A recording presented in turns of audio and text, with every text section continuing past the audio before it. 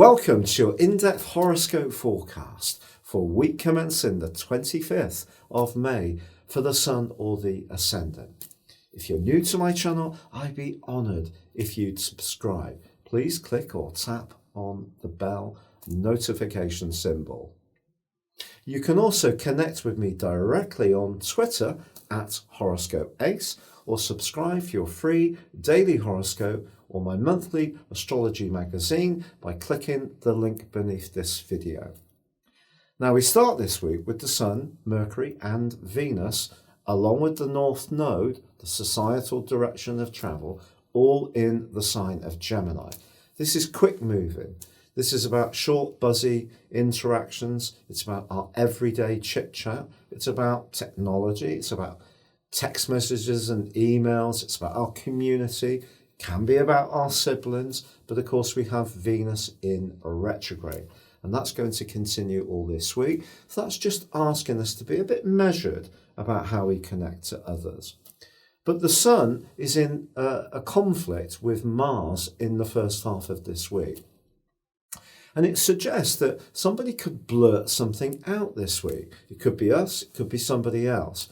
They may not intentionally mean to hurt. It may just mean that somehow or another something gets expressed in a direct, if clumsy way, and some kind of tender subject or secretive issue could be revealed.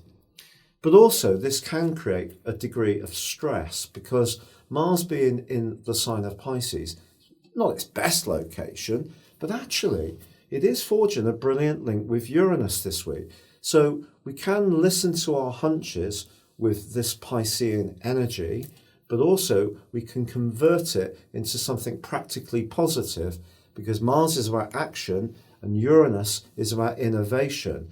Uranus is in the second solar house of resources. So perhaps an old memory, perhaps a hunch, Mars in Pisces can see us coming up with a smart idea that we can use our mental faculties on through all this Gemini energy in a positive way.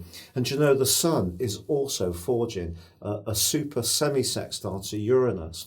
So Uranus can be almost like a kingpin this week and really help to provide traction to the fast-moving reaction that we have to our circumstances at the moment. What are the challenges? Well, Thursday sees Mercury move into the sign of Cancer. This is going to be an extended transition due to a retrograde.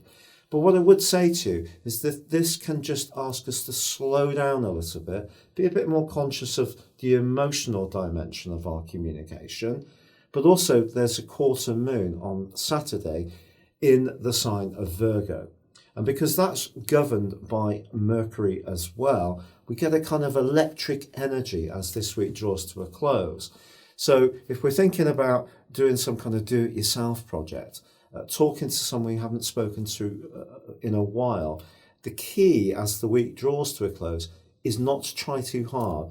We could get a little bit frazzled if we try to pack too much in. It's time to try to slow things down. If we don't and we get hyper, we could end up getting a little bit stressed out. Also, Jupiter and Pluto, of course, are both retrograde along with Venus and Saturn as well. And they are inching closer together in the sign of Capricorn. Of course, Jupiter's been there since December, but they're very, very close and they're going to come into direct conjunction from the 22nd of June. But I think this just means that anything to do with business, finance, the stock market, all these areas are probably still going to be at a suboptimal level. We only can be honest about this. But what we can do with the bright, sparkling, effervescent energy of Gemini is use our mental faculties to the best to try to occupy ourselves, stimulate ourselves, teach ourselves, share our ideas, or come up with some cracking new ones. Your specific forecast, Capricorn, sees Mercury, the planet of communication, move into your opposite sign.